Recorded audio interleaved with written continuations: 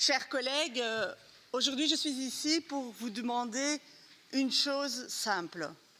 C'est que le Parlement ici demande un cessez-le-feu à Gaza. Pas une pause, mais un cessez-le-feu. Ni plus ni moins. Que l'on envoie une demande officielle de la part du Parlement belge pour que les bombes, chars et fusils s'arrêtent à Gaza. Ça fait maintenant 60 jours que nous assistons à l'horreur la plus absolue.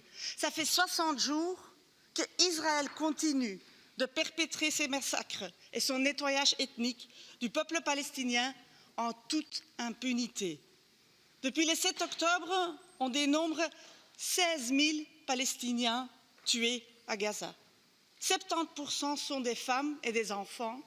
Au moins 6 000 enfants ont été tués. L'armée israélienne prend tout le monde pour cible. Pourtant, normalement, en temps de guerre, il y a des règles, même en temps de guerre, mais pas ici. Pas pour Israël qui tue des médecins, des bébés, des malades, des vieux. Car pour Israël, toute la population gazaoui est une cible. Pour eux, personne n'est trop vieux, trop malade, trop jeune ou trop fragile. Pour Israël, chaque Palestinien est une cible légitime. C'est ainsi que l'armée israélienne a détruit plus de la moitié des hôpitaux à Gaza, plus de la moitié des écoles. Et c'est ainsi qu'Israël affame la population gazaoui en refusant l'accès à l'eau, l'électricité et la nourriture. Plus aucun enfant à Gaza n'a accès à l'éducation. Et l'armée israélienne a aussi utilisé du phosphore blanc, aussi un autre crime de guerre.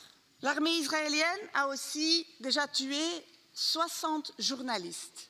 70% des journalistes tués dans le monde dans l'année 2023. Peut-être qu'Israël pense qu'en tuant les journalistes, il peut cacher l'horreur au monde de ce qui est en train de se passer là-bas.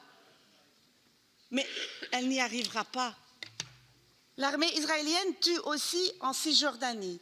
Il y a eu déjà 260 morts et 3200 blessés. Pourtant, en Cisjordanie, il n'y a pas la Hamas. Ce n'est pas dirigé par la Hamas. Et quand même, là-bas, des colons entrent dans des territoires, ils sont protégés par l'armée israélienne et ils tuent des civils. Depuis la trêve qu'on a connue pendant quelques jours, elle est finie maintenant, la trêve. Et depuis le matin qu'elle est finie, le matin du 1er décembre, les horreurs ont repris. Israël a demandé et a dit aux Gazaouis du nord de fuir vers le sud. C'est ainsi que les gens sont massivement allés, par exemple, à Khan Younes. Et en quelques semaines de temps, au lieu de 140 000 habitants, il y a eu plus de 600 000 personnes à Khan Younes. Et maintenant, c'est Khan Younes qui est pris d'assaut, encerclé et bombardé. Et puis les gens, ils fuient à Rafah, encore plus loin. Et là-bas aussi, maintenant, il y a des bombardements. La réalité, c'est que les populations civiles ont nulle part où aller. Et de nouveau, on voit qu'aucune personne n'est trop vieille, ni trop jeune, ou trop malade pour ne pas être pris comme cible par Israël. Israël essaye aussi de nous faire croire que les Palestiniens ne sont pas des êtres humains. Ce sont des animaux humains, ou ce sont les enfants des ténèbres. Mais Israël se trompe, parce que sa propagande de guerre ne marche pas. Personne ne peut plus nier l'horreur du conflit, et on voit bien la volonté d'Israël de détruire l'ensemble du peuple palestinien. Alors il y a une question que je me pose. Comment se fait-il qu'Israël, en fait, se sente si puissant qu'il bafoue toutes les règles du droit international devant le monde entier? Chers collègues, ça, c'est parce que ce qui se passe aujourd'hui, ça n'a pas commencé le 7 octobre, mais bien avant. Depuis 1948, le jour de la Nakba, et l'installation de l'État d'Israël, Israël a installé un État colonial et d'apartheid. Et il bafoue le droit du peuple palestinien à son autodétermination. Il y a eu 104 résolutions de l'ONU pour les rappeler à l'ordre, mais rien n'y fait. Et ça, c'est parce que les alliés d'Israël sont puissants et les peuples palestiniens en payent le prix. Chers collègues, moins d'un mois après le début de la guerre en Ukraine, Le 17 mars 2022, le Parlement ici a voté une résolution condamnant l'agression russe. Un mois après l'invasion de l'Ukraine, il était déjà question d'un mandat d'arrêt de la Cour pénale internationale contre Poutine. Ça fait 2 mois. Ça fait 2 mois qu'Israël commet des crimes à Gaza et ici, on n'a même pas encore voté le cessez-le-feu pour ne pas froisser un allié stratégique. On a directement sanctionné la Russie, on a bloqué les exportations et aujourd'hui, on laisse passer des tonnes de matériel militaire par le port d'Anvers en direction d'Israël.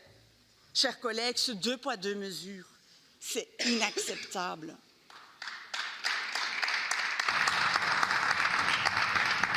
Chers collègues, le monde nous regarde, le monde regarde ce qui se passe et n'oubliera pas les bébés, les enfants, les femmes, les hommes, les malades, les soignants, les travailleurs d'ONG et les journalistes tués en Palestine. Le secrétaire général de l'ONU a activé hier l'article 99 et avec lui, nous sommes de plus en plus nombreux à ne plus accepter ce 2 poids 2 mesures. Mais je voudrais terminer par un message d'espoir. Un message d'espoir inspiré par le courage des Palestiniens que j'ai pu rencontrer et il y en a aussi qui vivent ici en Belgique. Parce que j'ai envie de vous dire et j'ai envie de dire au monde que le peuple palestinien ne disparaîtra pas. Et les chars, les bombes et les fusils n'y changeront rien. Ils ne briseront jamais la volonté du peuple palestinien de vivre en paix et dignement.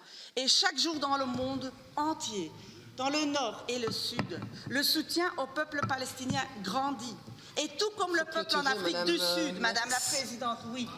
2 minutes de plus déjà. Tout comme le peuple en Afrique du Sud a pu mettre... bien sûr je vais terminer, Madame la Présidente. Bien sûr que si. Je vais terminer. Ce n'est pas à vous de décider. C'est ma dernière phrase. Je vous demande de terminer. Oui, allez-y. c'est ma dernière phrase. Et tout comme le peuple en Afrique du Sud a pu mettre fin à l'apartheid, un jour, le peuple palestinien pourra vivre librement et en paix.